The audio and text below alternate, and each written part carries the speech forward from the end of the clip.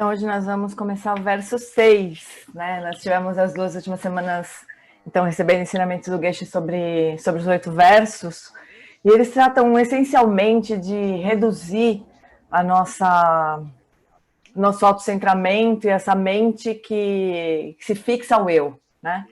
São as duas causas, as duas raízes, vamos dizer assim, da ignorância, de todas as emoções negativas, das nossas ações que acabam gerando karma e, por fim, de todo sofrimento. Então, reduzir essas duas raízes, né, por meio do cultivo da bodhicitta, da bondade amorosa, da compaixão por todos os seres, e também, de um lado, né, e também cultivando a sabedoria que reconhece a realidade última, né? Então, esse é o tema central dos ensinamentos sobre os 8 versos. Então, para a gente cultivar essa bodhicitta, essa bondade amorosa, compaixão pelos seres, nós precisamos de uma certa proteção, né? E essa proteção aqui nesses ensinamentos, ela se refere à paciência, ao cultivo da paciência. Porque a raiva e o ódio, o ressentimento, eles vão surgir muito facilmente nas nossas interações com os outros, e isso vai servir como um obstáculo para a gente poder manifestar amor e compaixão livremente pelos seres, né? Então, por isso, a gente precisa de uma proteção para esse cultivo da bodhicitta por meio da paciência. E o verso 5 falava sobre paciência, o verso 6 também vai falar sobre paciência. Existem muitas formas diferentes de paciência, né? Mas o Geshe está apontando aqui esses 3 principais tipos de paciência, que são o que nós, como praticantes do altruísmo, praticantes da bodhicitta, praticantes da compaixão, deveríamos cultivar, né? Então, são 3 tipos específicos de paciência que ele está nos falando, então. Então, primeiro, é a paciência de ter disposição em tolerar o sofrimento, né? Então, é uma disposição em suportar o sofrimento, né?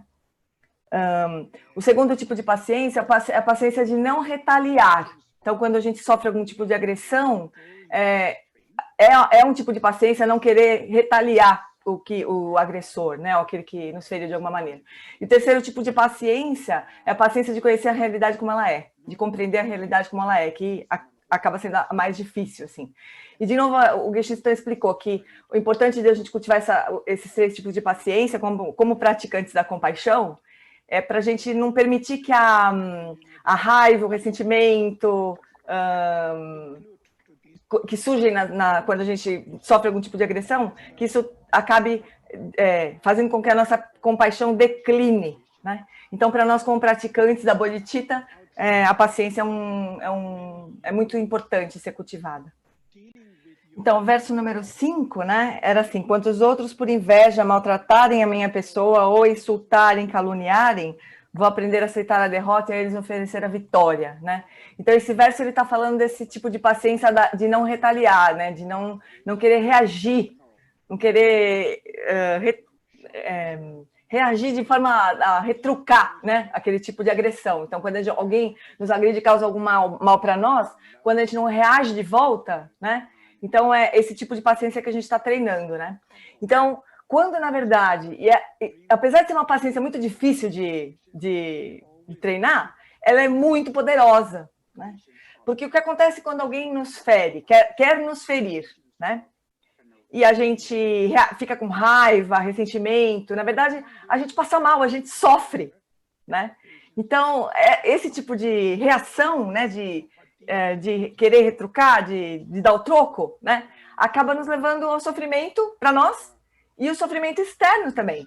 Então, é uma prática de não retaliação, não só no sentido de ação externa, mas também internamente, de pensamentos reativos, né, de raiva e tudo mais. Então, quando a gente consegue treinar esse tipo de paciência, o que acontece é que a nossa mente, embora a gente esteja recebendo essa tentativa de ser ferido, né, a nossa mente acaba ficando calma, brota uma alegria. Então, na verdade, quando a gente consegue desenvolver essa paciência, a gente ganha, na verdade, né? As pessoas podem pensar assim, quando você sei lá, alguém briga contigo, você não reage, você é um perdedor, você é um fracassado, um perdedor. Na verdade, não, né? Na verdade, você está usando aquela oportunidade para não sofrer, para desenvolver uma habilidade de não sofrer. Então, isso é vitorioso, não é uma derrota, né? Então, quando alguém dá essa oportunidade para nós, em vez de a gente sentir raiva dessa pessoa, a gente aprecia essa pessoa, porque nós como praticantes, né? Que estamos querendo praticar isso, praticar paciência, praticar a bodhicitta e livrar dos obstáculos, né? A bodhicitta, ela está nos dando essa oportunidade. Então, a gente, em vez de sentir raiva, a gente sente apreciação. Então, esse tipo de paciência ela é muito difícil de desenvolver, mas é muito poderosa. Então, a gente pode pensar né, que quando uma pessoa não reage, quando ela é paciente, ela é uma pessoa fraca, né? E aquela que reage, que briga, né, dá o troco, ela é uma pessoa forte, né? Mas, na verdade, é exatamente o contrário, né? Demonstrar paciência significa que você está protegendo a sua felicidade, a sua paz mental, né? Então, esse tipo de paciência nos dá força interna.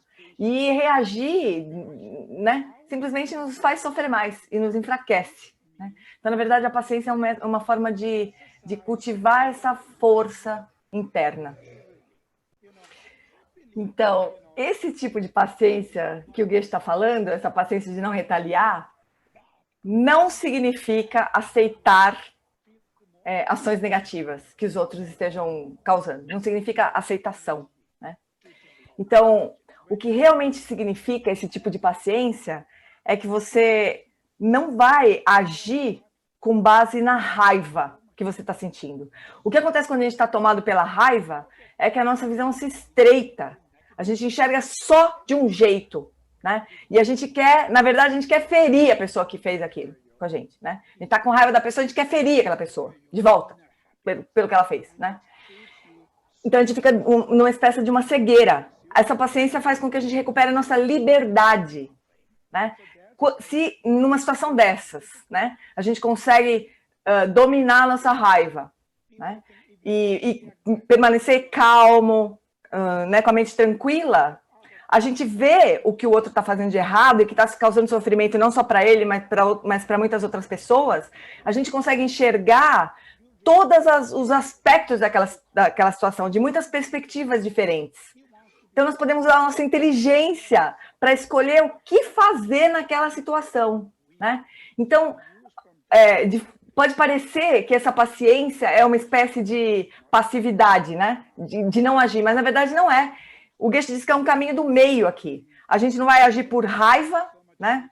A gente vai ficar calma, com a mente em calma, mas vai agir no sentido de impedir a negatividade que está sendo feita, né? Então, pode parecer de fora, né? Pode parecer que fala assim, esse monge budista está falando isso porque mora no monastério, né? No monastério pode ser que seja possível agir assim, mas na vida real, nas cidades, né? Na política, isso não funciona. E não é verdade. Essa abordagem funciona em qualquer lugar. A questão é de resgatar a nossa liberdade de agir da melhor forma. Então, a base é essa daí, é controlar as emoções para não ser cegadas por ela, mas a ação vai depender de cada situação. E a gente vai ter mais condições de entender que situação vai demandar que tipo de ação, né, em cada situação. Então, os Budas e os Bodhisattvas, a gente poderia lembrar que eles estão agindo em benefício de todos os seres, né? Não é de uma única nação, ou de um lugar pequeno qualquer, só na área de negócios, só em monastério. Não. Os Budas e os Bodhisattvas estão dando esses ensinamentos para beneficiar todos os seres, não só humanos, todos os seres, né? Então, não pensem que esses ensinamentos são só aplicáveis nas áreas rurais, num tipo de vida simples, e que não se aplicam aos negócios, aos políticos, eles se aplicam a todas as situações. São ensinamentos práticos e aplicáveis a qualquer tipo de situação. Então, o sexto verso, assim, né? Quando alguém a quem ajudei... O Geshe falou logo isso aí, esse verso é difícil. Então, quando alguém a quem ajudei com grande esperança magoar ou ferir a minha pessoa, mesmo sem motivo, vou aprender a ver essa outra pessoa como um excelente guia espiritual. Então, exemplo bom para esse verso aqui é o caso dos pais, né? Que cuidam, às vezes, 24 horas de um filho, desde que eles nascem até a hora que estão adultos, e faz tudo pelo filho. Aí, quando esses filhos já crescem, eles não só não reconhecem o esforço que você fez por eles, como eles fazem exatamente o oposto, né? Eles respondem do jeito oposto, eles vão lá e ferem você, né? Então, nesses casos, que acontece com os pais, mas também acontece com os professores, né, que cuidam de aluno, daí o aluno se forma, adquire um monte de conhecimento, arruma um emprego, vai lá e trata você mal, né? Te maltrata, né? E acontece também com os casais, com os irmãos, muitas pessoas têm essa experiência, né, de ter ajudado muito alguém, e essa pessoa não só não nos trata bem, como nos tratar mal, né? E aí, o que acontece, né, com a gente quando a gente está numa situação dessas? A maioria das pessoas se sente no direito de sentir raiva dessa pessoa, né? Sente que está no direito de ficar com ódio, né? Ou então fica triste, sofre. A maioria de nós reage dessa maneira a esse tipo de tratamento, né? Mas esse verso está falando para a gente, está falando daquele tipo de paciência, que é aquele de voluntariamente, né, de a gente ter disposição, se dispor a tolerar, a resistir ao sofrimento, a tomar o sofrimento, né? Então, esse tipo de paciência é o que esse sexto verso está ensinando. Então, é como se a gente pegasse essa oportunidade como um teste. Na verdade, o que essa pessoa está fazendo com a gente, por isso que fala para a gente ver essa pessoa como um excelente guia espiritual, porque o que ela está fazendo com a gente é testando o limite da nossa paciência. Porque pode ser que a gente possa falar assim, não, eu não sou uma pessoa que tem raiva, né? Porque as coisas estão mais ou menos bem, né? Mas numa situação dessas, pega a raiva e bota na tua cara, dá um diagnóstico para você, né? Eu achava que era uma pessoa que não tinha raiva, mas essa pessoa me mostrou que eu sim tenho raiva. E agora que você está vendo a raiva, então você pode lidar com ela, né? Então, nesse sentido, essa pessoa que está colocando a gente nessa situação, ela, então, nesse caso, a gente vai vê-la como um excelente guia espiritual, a gente vai aceitar esse sofrimento, né? Porque isso é um teste para a gente, é para a gente poder aprofundar ainda mais a nossa prática. Então, o caso seria parecido com quando a gente tem uma doença, né? A gente tem uma doença complicada, cheia de coisa, daí a gente vai num médico maravilhoso e o médico descobre que você tem, né? Ele vai lá e diagnostica a tua doença. Aí, como é que a gente se sente? A gente fica super grato àquele médico, fica super feliz, porque agora eu já sei o que eu tenho, portanto eu posso tratar, né? Então a gente tem essa gratidão pelo médico, a gente pode, já que a gente agora sabe que tem, o próximo passo vai ser tratar. Maravilhoso, né? Ótimo. Então esse é o mesmo caso, né? Quando essa pessoa a quem a gente ajudou com grande esperança, né, maltratar a gente, né? E aquilo doer, lá no fundo, doer muito, né? Significa que ali no fundo, por mais que você fosse uma pessoa calma, que tinha as relações super harmoniosas, né? Quando essa pessoa consegue tocar a gente nesse ponto que dói, e a gente sente raiva, ou fica sofrendo, muito triste, muito chateado, né? A gente se perturba completamente, a gente perde a paz na nossa mente. Essa pessoa fez aquele diagnóstico preciso, né? Foi lá e mostrou, olha, aqui vai doer, quer ver? Mostra pra gente, né? Então, por isso que a gente diz que essa pessoa que magoou, fere a minha pessoa mesmo sem motivo, ela é um excelente guia espiritual. Aí o Geshe fala assim, não é que ela é um guia espiritual, né? Não é só que ela é um professor, assim, porque os professores, eles falam da raiva de uma forma, assim, genérica, a gente acha que entende tudo, mas ali no fundo a gente ainda, né, ainda tem aquele probleminha, assim. Essa pessoa que faz isso com a gente, ela é um excelente guia espiritual, porque ela vai pegar naquele ponto onde a gente ainda tem o que trabalhar, né? Então a gente vai apreciar essa pessoa que faz isso, né? Como um excelente guia espiritual, porque a partir daí então a gente pode realmente trabalhar, né? Seguir o nosso caminho, assim, de cultivar a bodhicitta sem esse obstáculo que estava ali escondido, né? Adormecido ali, né? Então é um excelente guia espiritual.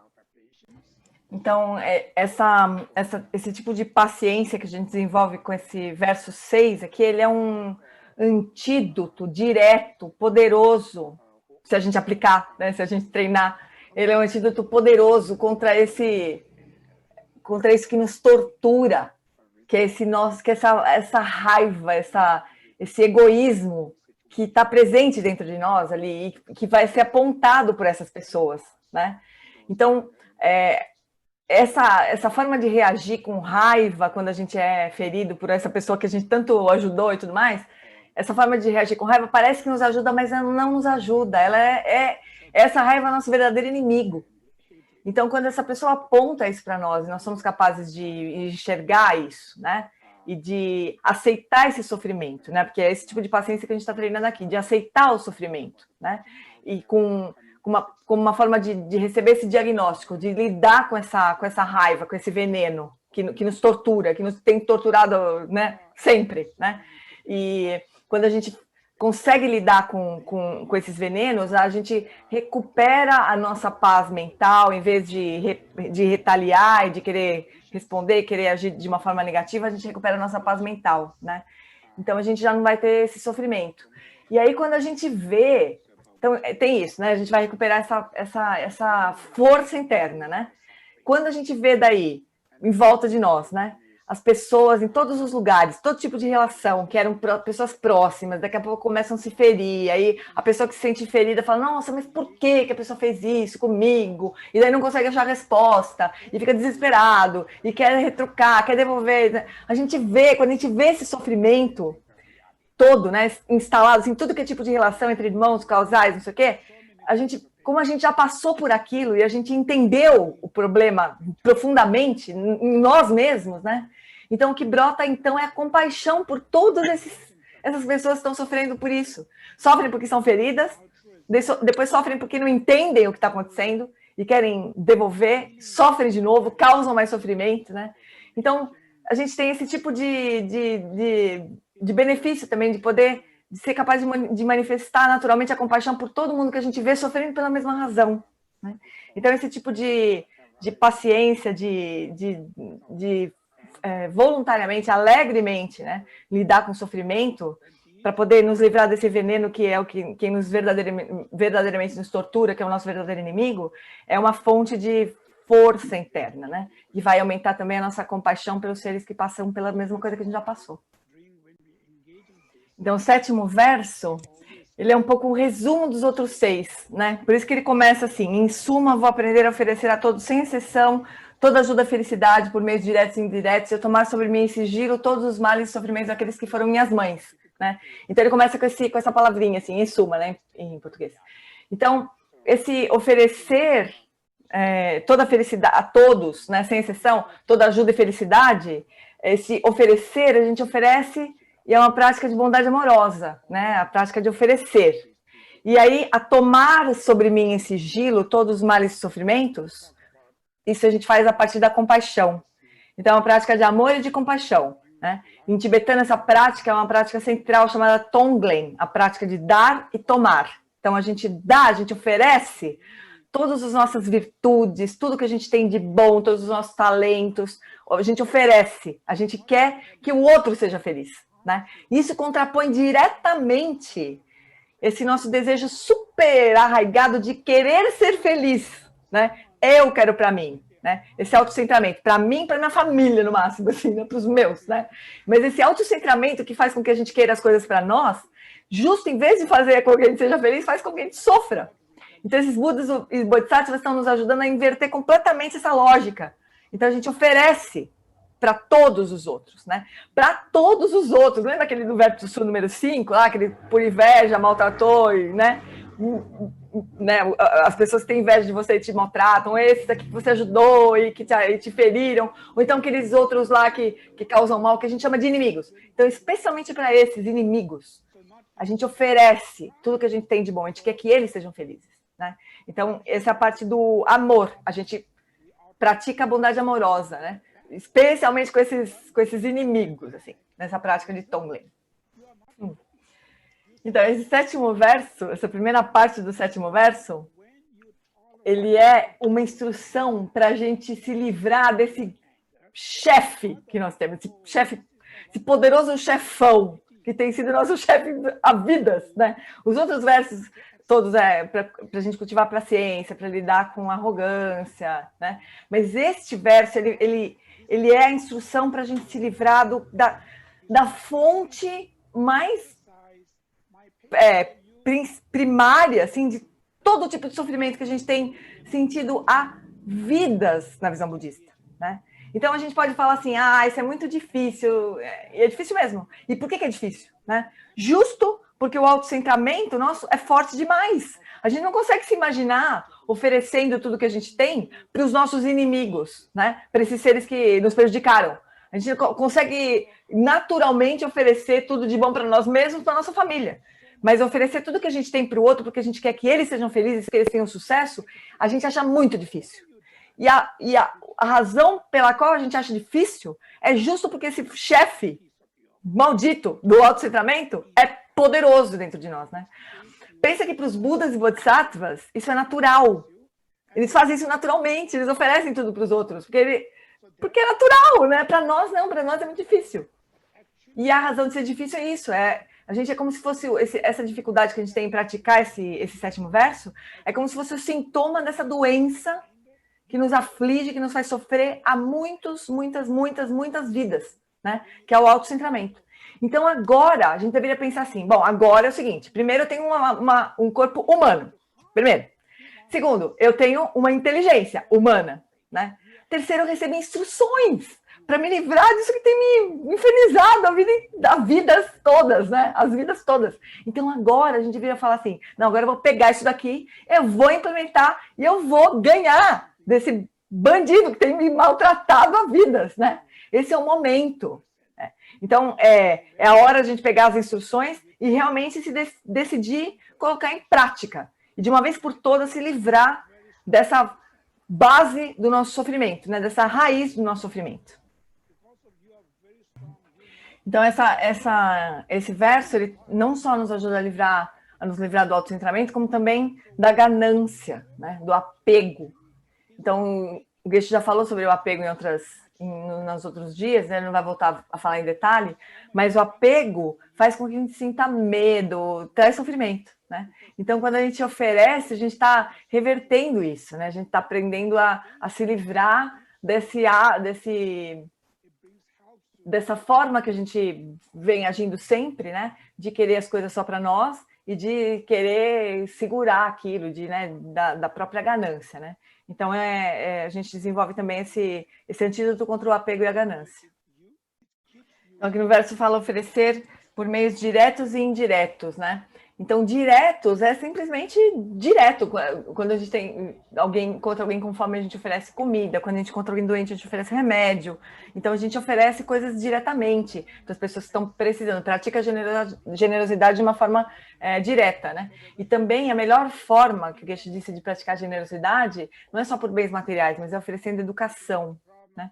Que a pessoa que recebe a educação aprende a fazer, a gente oferece o nosso talento para ensinar o outro a fazer por si só, ele consegue se manter em pé, sozinho, né?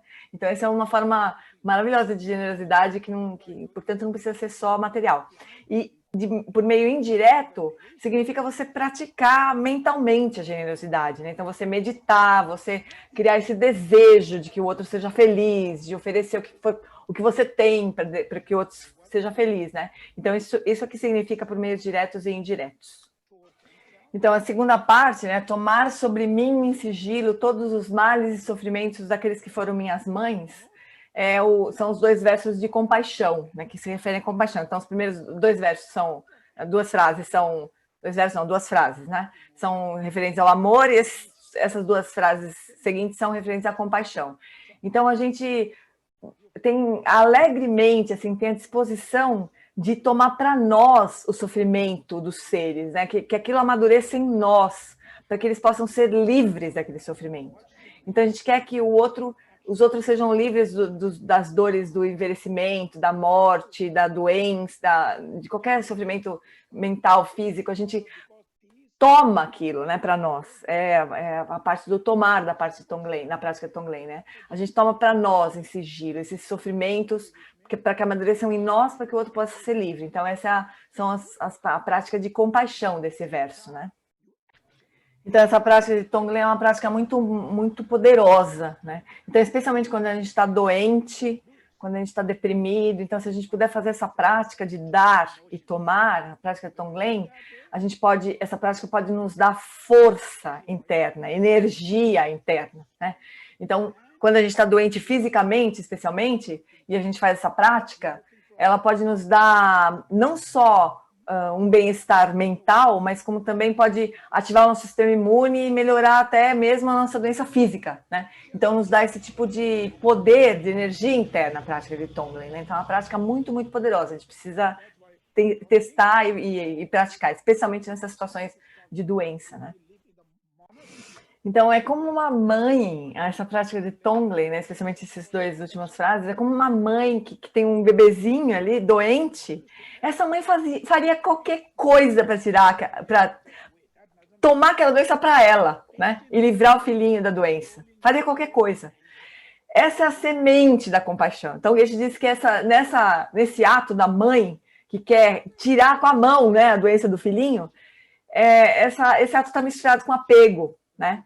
Mas a gente tem a semente, a gente pode usar a nossa inteligência para expandir essa semente para todos os seres, né? Então a gente vai ter essa mesma atitude com todos os seres.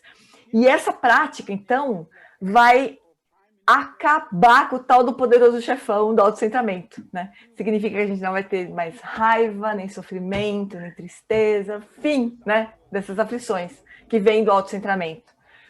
Então, quando a gente consegue desenvolver essa prática, então, mesmo que nós fisicamente estejamos frágeis, né, a nossa mente está alegre, feliz, clara, amorosa. Então, onde quer que você vá, você se sente em casa, se sente na família, sente que todos são seus familiares, né? Então, você não vai sentir mais o medo, preocupação, você vai se sentir em família, né? Então, esse bem-estar, né, essa alegria, ela vai ser o resultado dessa prática de Tonglen, né? Essa prática definitiva, assim, pra gente. Então, essas práticas do verso 7, elas são essencialmente práticas de amor e compaixão, mas tem toda uma preparação anterior, que o Geshe deve ter falado em outras... Com certeza ele falou em outros anos, né? E acho que durante esses ciclos de palestras ele também falou sobre isso. Tem toda uma preparação de gerar proximidade, né? E ele agora não vai ter tempo de voltar a falar disso, mas a prática de Tonglen, ela precisa ser construída, assim, né? Precisa ser bem compreendida também. E daí tem essa frase, né? Tomar sobre mim em sigilo. O que significa ser em sigilo? Aí o Geshe falou que em algumas traduções ele encontrou, em vez de só em sigilo, né? Que a tradução mais literal seria secretamente, porque é secretly, né, em inglês. Mas ele também encontrou em algumas traduções respectfully. Então, em sigilo ou em segredo e com respeito, né? Então, o que significa isso, né? Essas duas palavras têm o mesmo sentido, ele acha. Assim. Porque, na verdade, aqui a gente está fazendo uma prática de treinamento da mente. Não é para se mostrar, né? Em segredo nesse sentido, não é para se mostrar. Então, nós estamos fazendo uma prática para acabar com o nosso autocentramento, para acabar com o apego, para acabar com, né, o eu. E se a gente, em vez de fazer isso, em vez de usar uma prática e fazer em segredo, treinando realmente a mente, né, em vez de ter esse efeito, se a gente começa por aí se exibir, né, porque eu sou praticante de Tonglen, eu uso o cabelo não sei de que jeito, uma roupa não sei qual, boto um nome não sei o que me deu, e sento num trono, sei lá o quê, isso não é nem prática do Dharma, disse o Geshe, né? Então, porque em vez de ter o efeito de reduzir o autocentramento, aumenta o nosso ego, né? Aumenta o apego à fama. Então, assim, vai nos levar no lugar exatamente oposto de onde a gente está querendo ir, não é nem prática do Dharma, o Geshe falou. Se a gente, com essa coisa da fama, de apego à fama, à reputação e tudo mais, a gente praticar, sei lá, recitar mantra, fazer prece, isso não é nem prática do Dharma, né? Então, a gente faz isso tudo em sigilo ou com respeito. Com respeito, assim, se você, por exemplo, você vai dar alguma coisa para alguém, você oferece a coisa para o outro com uma atitude de humildade, com respeito pelo outro, né? Então, é uma atitude muito diferente, assim. Mas, de qualquer forma, o que também está claro aqui é que, assim, isso tudo tem que acontecer internamente, quer dizer, por fora, externamente, você continua uma pessoa normal, comum, né? Mas internamente você está praticando, né? Então, essa é a atitude que verso está dizendo, né? Sobre mim em sigilo, sem misturar com esse apego à fama e tudo mais, né? Então tem essa frase, essa parte da frase aqui também, né? Daqueles, todos os males e sofrimentos daqueles que foram minhas mães. Então, o que esse verso está querendo nos trazer aqui, a importância de a gente cultivar essa mente do bem-querer, que a gente falou no outro dia que o Geshe deu esse ensinamento para a gente, né? Esse mind of endearment, que eu traduzi aqui como mente do bem-querer, ou mente da apreciação, né? Que é um sentimento natural de um bebê, de um filhinho com a mãe, né? A mãe é a pessoa com quem o bebê sente mais proximidade. Então, se a gente não cultivar esse senso de proximidade com os seres, todos, a gente não vai conseguir cultivar amor e compaixão por todos os seres. Então, essa é uma preparação necessária para a prática do Tonglen, como o Geshe estava falando antes, né? Então, primeiro a gente precisa gerar esse senso de proximidade, né? De querer bem, de afeto, de amorosidade com os seres, para depois aquilo se transformar em amor e compaixão verdadeiramente, né? Então, na tradição budista, como se acredita que a gente já teve incontáveis vidas, né? Todos os seres com que a gente encontra já foram nossa mãe, alguma dessas vidas. Então, na visão budista é isso, a gente olha para todos os seres com essa lembrança, né? Com esse mente que esses seres já foram nossas mães, todos já foram nossas mães. Então, a gente tenta gerar essa mente do bem-querer, essa mente de proximidade, né? Esse senso de proximidade, de afeto, né? Por todos os seres, como uma base para o cultivo da bondade amorosa e da compaixão. Então, como é que a gente faz essa prática, né, de Tonglen? Então, o Geshe está explicando para a gente aqui. Então, primeiro de tudo, a gente precisa, mais do que visualizar, ele diz que é mais importante a gente sentir, né? Então, a gente gera esse senso de proximidade, daí a gente cultiva amor e compaixão por todos os seres. Aí, quando a gente sente isso mesmo, de verdade, né, esse desejo de que os outros sejam felizes e livrem de sofrimento verdadeiramente, quando a gente sente isso, então a gente começa a prática de Tonglen mesmo, né? De tomar o sofrimento e oferecer tudo que nós temos. E no treinamento da mente em 7 pontos do Geshe Shekawa, ele ensina a unir a prática do Tonglen com a respiração, né? Então, como é que a gente faz isso? Primeiro, então, a gente precisa sentir isso, né? O coração de amor e de compaixão. Depois a gente junta com a respiração da seguinte maneira: quando a gente imagina que quando a gente expira, né? Então, a gente oferece tudo para os seres nas 10 direções, todas as nossas virtudes, todos os nossos talentos, tudo. A gente oferece tudo que a gente tem de bom para todos os seres, nas 10 direções. E a gente, então, visualiza que quando os seres inspiram, eles inalam essa fumaça que a gente enviou para todos, né? Eles inspiram isso e aquilo faz com que eles se sintam fisicamente, mentalmente, emocionalmente saudáveis, felizes, né? Aí então isso é a prática de amor, né? De bondade amorosa. Aí a prática da compaixão, então a gente sente que quando a gente inspira, esses seres exalam, né? Os sofrimentos, as dores, tudo. Então quando a gente inspira, a gente traz toda essa dor, todo esse sofrimento na forma de uma fumaça também, e inspira tudo isso, tomando para nós, né? E aí a gente sente que conforme a gente inspira essa fumaça, ela vai para o nosso coração, chega no nosso coração, ela encontra o chefe lá, né? O poderoso chefão do autocentramento. E quando essa fumaça chega ali, ela faz esse autocentramento desaparecer, né? Então, dessa forma, se a gente se familiarizar, a gente pode começar, sei lá, algumas vezes só expirando ou só inspirando, mas conforme a gente se familiariza, né? Então, a prática de Tonglen ela é feita ao mesmo tempo que a gente respira, né? Cada respiração é uma prática completa de Tonglen, né? A gente expira tudo que a gente tem de bom, inspira todo o sofrimento, e aí, conforme a gente fica bom nisso, o nosso autocentramento desaparece. Então, a primeira parte do verso número 8, né? Vou aprender a manter essas práticas isentas das máculas das 8 preocupações mundanas. Então, isso aqui está falando para a gente cuidar da nossa intenção, né? Ao fazer essas práticas. Então, as 8 preocupações mundanas são aquilo que vão fazer com que o resultado da nossa prática vá para o outro lado, né? Em vez de a gente reduzir o nosso autocentramento, a gente vai acabar aumentando. Então, as 8 preocupações mundanas são você preferir ganhar do que perder, preferir ser feliz do que ser infeliz, preferir ter fama do que ser insignificante, e preferir ser elogiado do que ser difamado, né? Culpado por alguma coisa, assim.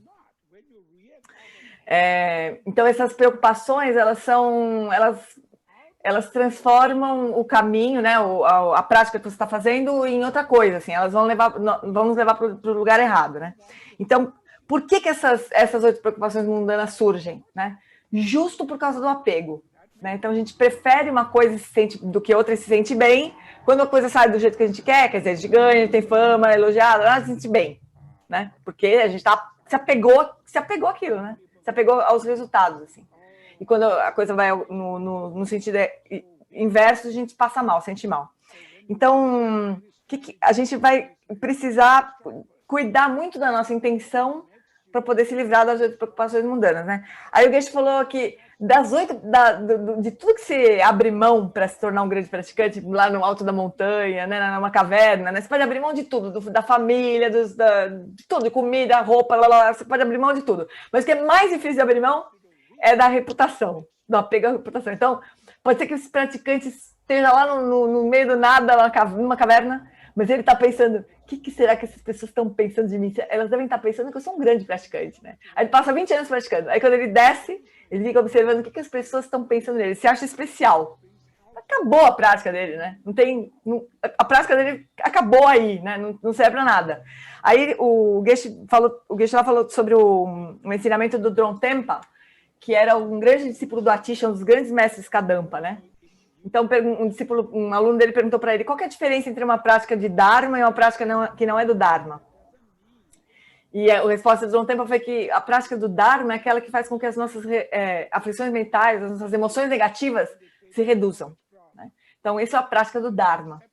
Se as nossas práticas, então, são contaminadas pelas 8 preocupações mundanas que aumentam o nosso apego, elas deixam de ser práticas do Dharma, né? Então, a gente precisa cuidar demais, assim, de manter a nossa prática livre dessas preocupações mundanas. E cuidado especial com a bendita da reputação, da fama, né? De se sentir especial, assim. Essas 2 últimas frases do 8º verso são as mais importantes, as mais difíceis, né?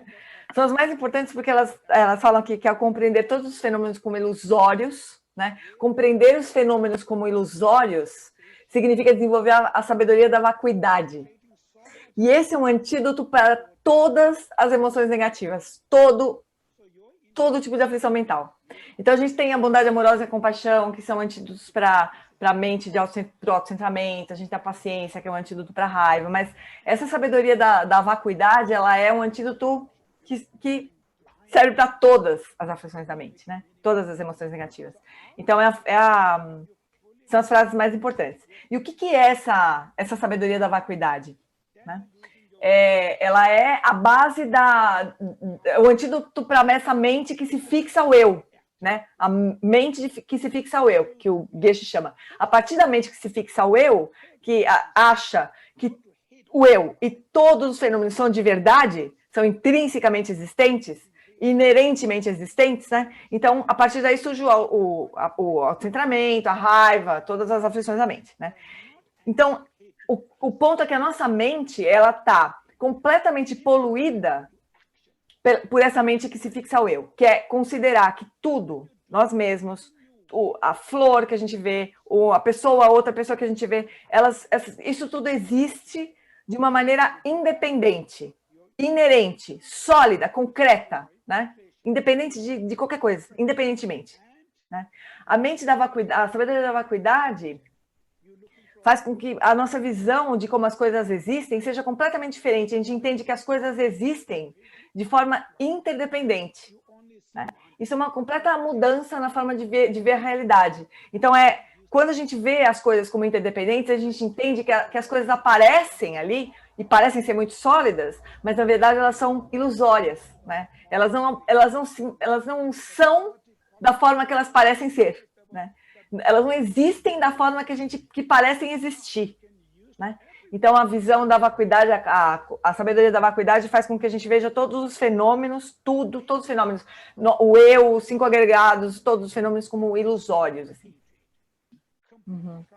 Então, essas últimas 2 frases se referem, então, à sabedoria da vacuidade, né? Que é um tema complexo, não é nada fácil, nada simples, né? Então, na tradição budista, a gente tem as visões sobre como as coisas existem, qual é a natureza dos fenômenos, né? Como é que as coisas existem, afinal de contas, partindo do nível mais grosseiro até os níveis mais sutis. Então, a gente tem as escolas filosóficas budistas que se propõem a explicar a verdade última. Como é que as coisas existem de uma forma última, né? Então, a gente tem as escolas Vaibhashika, Vaibhashika, Sautrântica, Yogacara e Madhyamaka, né? Então, elas vão do grosseiro para o sutil.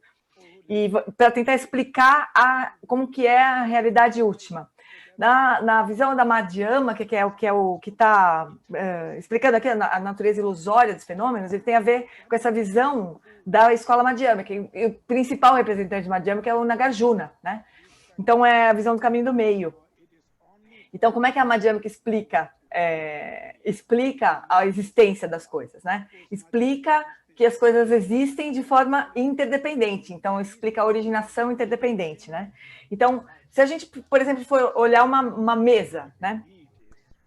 A gente olha para a mesa funciona, a gente consegue usar a mesa e tudo mais, ela funciona, né? Tá lá, funciona, convencionalmente a gente fala que a mesa existe, né? Mas como que essa mesa existe? Ela existe inerentemente, independentemente, ou ela existe de uma forma dependente, né? Então, se a gente pegar a mesa, tirar a pata, como é que fala? O pé da mesa, a tábua da mesa, onde é que está a mesa, né? O pé da mesa não é a mesa, a tábua da mesa não é a mesa. Onde que está a mesa? Que a gente usa, que funciona, né? Do mesmo jeito que a mesa, o nosso eu, né? A gente fala também, eu tô feliz, eu tô triste, tem um eu aqui, existe um eu, claro, né? Tem aqui alguém falando, então existe um eu, né? Mas como que esse eu existe? Se a gente for olhar para o corpo, procurar o eu no corpo, a gente não vai achar. O eu não é a cabeça, não é o braço, não é a perna, não é. Onde é que está o eu no corpo? A gente pode pensar, não, então está na mente, né? A gente vai olhar a mente, mas espera, que mente? As consciências do mental ou as consciências dos sentidos físicos? Não está na consciência do sentido físico, mas então tá bom, está na mente. Mas qual mente? Nas mentes positivas, nas mentes negativas, nas emoções? Onde que está o eu, né? A gente não encontra esse eu. Então, como é que a gente pode explicar, então, a existência do eu, a existência dos fenômenos? A gente explica, então, que tudo existe de forma dependente, né? Então, existe de forma relativa.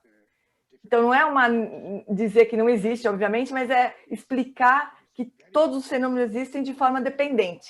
Então, é um tema vasto que o Geshe não vai conseguir explicar e, né, resolver a nossa vida agora, né, em 10 minutos, mas é só para dar uma base para a gente, se a gente quiser investigar mais, estudar mais, a gente pode investigar. Tem uma literatura gigante, né, sobre esse tema.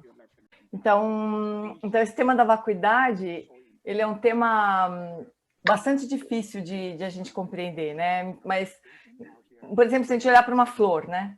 A gente olhar para uma flor, se a gente for investigar onde é que está a flor, a gente vai chegar nas pétalas. Se a gente for investigar a pétala, a gente vai chegar em partes da pétala. E em partículas. Quanto mais a gente quer quebrar, a gente vai chegando em partículas.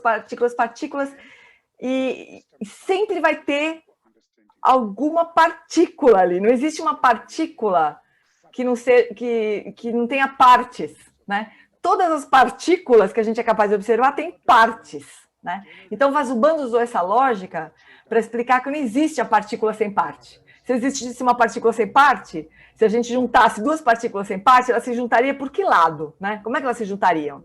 E elas teriam um tamanho maior? Porque se elas não têm partes, quando você junta um monte de coisa sem parte, aquilo continua sendo do mesmo tamanho, porque não tem parte, né? Então, por meio dessa lógica, então, o Vasubandhu demonstrou que tudo existe na dependência das partes, né? Então, o tema é muito complicado e a gente corre muito risco de não compreender. Então, a palavra vacuidade, né? A gente tem várias compreensões de a palavra é a mesma coisa, mas cada um entende de um jeito, assim, e acha que entendeu, né?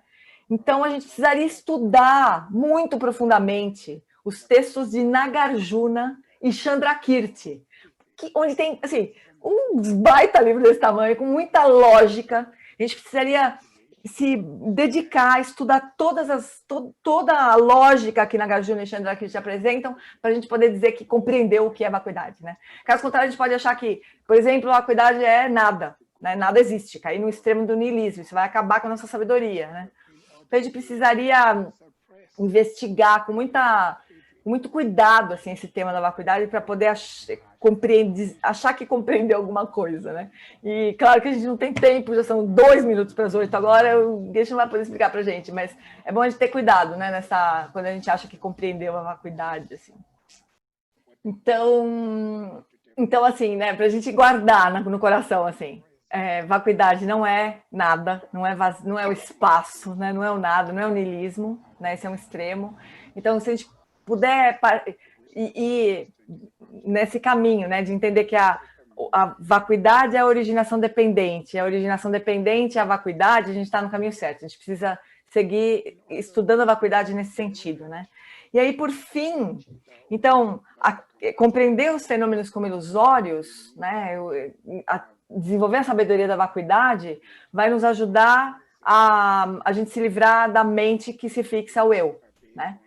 E cultivar o altruísmo, a compaixão, o amor vai nos ajudar a livrar da mente do autocentramento, né? E essas são as duas asas, a asa da sabedoria e a asa da compaixão, da bodhicitta, né? E com essas duas asas, então, nós voamos rumo à liberação, sobrevoando o oceano de Sansara, rumo à iluminação, né? E aí o Geshe agradeceu, e eu agradeço também, thank you, Geshe lá. E esse é a essência desse ensinamento, né? Maravilhoso. So finally, I want to say this practice here is we have to change our human beings, better human beings. So the better human beings means better mind, better behave, right? Physical, whatever, is not big deal. And here is we really transform our mind day by day, more positive. And day by day, your behavior should be better. That makes oneself happy and makes others happy. Então, esse ensinamento ele é para transformar os seres, né? Nos transformar em seres melhores, assim. Transformar a nossa mente, né? Transformar, assim, as nossas atitudes, os nossos comportamentos e trazer mais felicidade para nós e para todos os seres, né? Então, é um caminho de transformação, é uma prática de transformação, né? Dia a dia, assim, de nos transformar internamente, externamente, materialmente, não importa muito. A gente se transforma internamente e assim cultiva a felicidade para nós e para todos os seres. So now it's already 8 o'clock, so do we have any questions here now? Maybe one or two questions only. São já 9 horas, né? Então a gente podia fazer 1 ou 2 perguntas, se alguém tiver alguma pergunta. Então, a pessoa, não existe uma forma só, né, de entregar a mensagem que a Valma estava querendo entregar para uma pessoa que está se sentindo isolada, porque as pessoas se isolam por diferentes razões. Mas, em geral, o isolamento vem da falta de amor e de compaixão por todos os seres. Então, porque a pessoa pode estar fisicamente isolada numa área distante, né, longe das pessoas, mas com o coração cheio de amor. Então, ela está fisicamente isolada, mas mentalmente ela se sente próxima de todos os seres. E, ao contrário, a gente pode estar no meio de todas as pessoas e se sentir isolada, né? Porque é um isolamento mental, é uma falta de capacidade de expressar amor e compaixão. Mas aí, a forma como você vai ensinar essa pessoa, você vai precisar saber para a capacidade mental daquela pessoa, capacidade mental, assim, no sentido de preparação, né, para receber o ensinamento, né? Como é que você faria para fazer isso, né? Então, é uma habilidade que você precisa desenvolver, você precisa ter essa habilidade, né, de sentir como que você vai entregar essa mensagem para o outro. Mas você pode partir do princípio de que não se trata de coisas externas, de causas externas, né? Esse sentimento de isolamento, essa tendência a se isolar, tem causas internas. E não só tem causas internas, como elas são passíveis de serem transformadas, não fazem parte da essência. Todo mundo tem esse potencial de se livrar dessas causas internas que nos levam ao sofrimento, né? Então, isso dá esperança, né? Então, se a gente conseguir, pelo menos, dar esperança para essa pessoa, porque a desesperança faz com que as pessoas se isolem, desistam, né? Então, se a gente puder, de alguma maneira, comunicar essa possibilidade de esperança para a pessoa, né? De que ela pode transformar as coisas internas e não só externas que ela não tem como fazer, né? isso pode ser uma boa forma de entregar essa mensagem para essa pessoa, né? Então, a resposta é assim, sim, essa prática é indicada para qualquer situação, né? Para pessoas que perderam um filho, para pessoas que perderam amigos, parentes, perderam trabalho, perderam negócio, para qualquer situação, né? Mas ela é uma prática que é complexa, ela precisa ser, a gente precisaria se familiarizar com essa prática antes de estar numa situação tão complicada assim, né? Porque nessas situações mais complicadas, a gente não vai ter condições de fazer a prática corretamente, né? De uma forma adequada. Então, a gente precisaria se familiarizar antes, né? Para praticar. Porque ela precisa ser construída, assim, tem toda uma construção dessa prática, né? E vai depender de uma certa tranquilidade para se começar. Então, é isso, a gente precisaria se familiarizar já, né? Antes de chegar numa situação dessas. Então, o Geshe falou que o Buda, o Buda falou que ele não consegue pegar o sofrimento, tirar o sofrimento da gente, né? Imagina nós, se a gente vai conseguir inspirar e tirar o sofrimento do outro pela nossa respiração. Mas o que a gente pode fazer é praticar Tonglen e acumular muitos méritos e dedicar os méritos para essas pessoas. Isso sim funciona, né? Isso pode realmente ajudar as pessoas externamente. Okay, that's all? Yeah, we have one more if you Okay. let me see.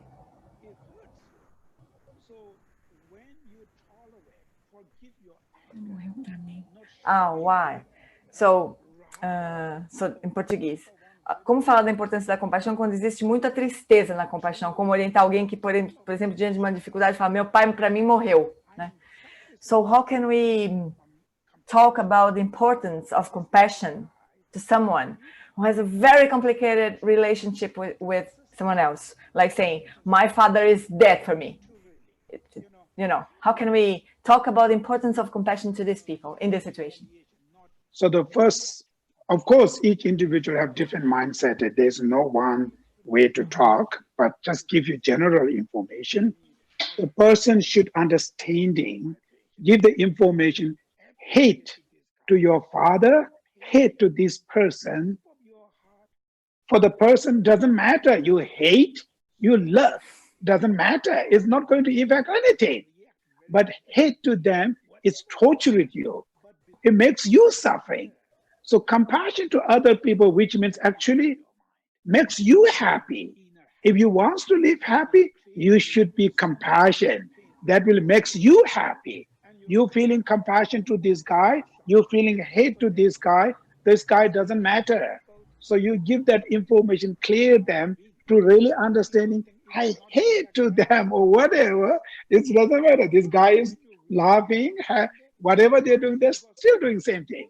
But anger, it hurts you. It really creates you pain. Rather, if you love to this guy, feel compassion to guy, this guy is still same, nothing affected. For you, joy, pleasure. Not only that, it gives you full confidence. And that joy and pleasure you can share with your family. So it's benefit to you and your family. That's why it is saying you should be love. You should be compassion. So give that message clearly, really understand what that really mean, love and compassion. Same for sadness. If the person feels sadness towards this other person instead of anger, same thing, right? Okay. Same, yes. Então, não tem, como o Geshe falou, não tem uma receita, né, gente? Assim, cada mentalidade, cada pessoa vai precisar de um jeito, assim, mas de uma forma geral, o que ele pode dizer pra gente é que a gente precisa dar uma informação para essa pessoa seguinte. Do jeito que eu falei pro Geshe, dá a impressão que era raiva, mas pela pergunta parece que é tristeza, né, com alguém, mágoa, talvez. E a mesma coisa, então. Mas o que ele disse, então, é assim, que a gente precisa dizer para essa pessoa o seguinte, que para o pai dessa pessoa, por exemplo, nesse caso, não faz muita diferença se eu estou sentindo raiva ou tristeza por essa pessoa. Para ela não faz muita diferença. Para mim é um sofrimento tremendo. E o outro está lá, levando a vida dele, né? Então, para nós, é sofrido ficar cultivando essa raiva, essa tristeza, né? Se em vez disso a gente cultivar compaixão, a gente vai se sentir feliz. Então a gente precisa dar essa informação para a pessoa. Olha, para o seu pai tanto faz. Se você sente tristeza, raiva ou que seja, né? Você está sofrendo com isso. E a compaixão vai fazer você ter o efeito oposto, né? Então, essa informação geral, assim, a gente precisa dar para a pessoa, né? Isso é um importante. Uhum. Então, né, o Geshe só está complementando que no caso de mágoa, né, de você ficar chateado com outra pessoa, é a mesma coisa. O outro está vivendo a vida dele e você está chateado, é você que está sofrendo ali, né? Mas também tem uma outra possibilidade de essa mágoa, a gente se chatear com o outro, porque a gente tem expectativas com relação ao outro. A gente esperava que ele nos tratasse de um jeito, de outro e tal. Então, por isso, como a gente não recebeu esse tratamento, então a gente se sente mal, né? Se sente magoado, triste e tal. Então, tem uma lógica simples, pero difícil, né, de seguir, que é assim, se você quer se magoar menos com as pessoas, baixa suas expectativas com relação às pessoas, né? Então, é uma lógica que é simples de falar, difícil de fazer, mas é o que a gente deveria aplicar, né, uma forma direta, assim, de lidar com isso.